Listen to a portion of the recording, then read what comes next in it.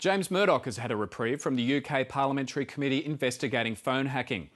It's voted not to ask the chairman of News International back to give more evidence after his testimony was disputed by former staff.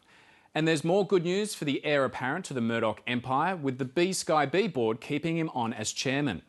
But the phone hacking scandal isn't going away. From London, Lisa Miller reports.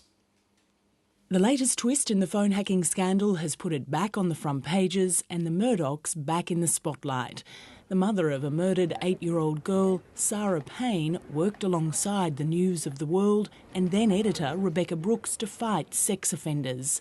She's now been told the phone, given to her by the paper to keep in touch with supporters, was targeted by a private detective. If all of that's true, it's just rank hypocrisy, complete and utter hypocrisy. And it makes you despair, doesn't it, of modern journalism. Tom Watson is a leading voice on the Parliamentary Committee investigating hacking. News International not only campaigned for Sarah's law, but they gave personal support to Sarah Payne and her family. I can only imagine what they're thinking tonight.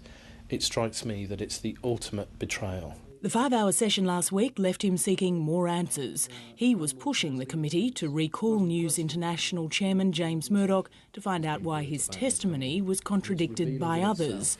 With the Leveson independent inquiry also getting underway, there's no sign of this scandal dissipating.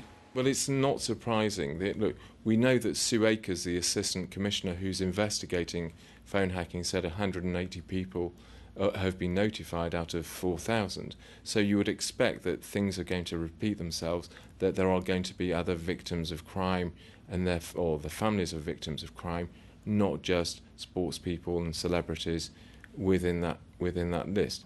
The question marks hanging over James Murdoch haven't deterred BSkyB investors or the board. They've backed him to stay on as chairman as the satellite broadcaster announces a 23% jump in profits. That adds up to an extra $1.4 billion. But even with the books in the black, the continuing scandal means the likelihood of News Corp making another bid for BSkyB is even more remote. Lisa Miller, Late Lunch.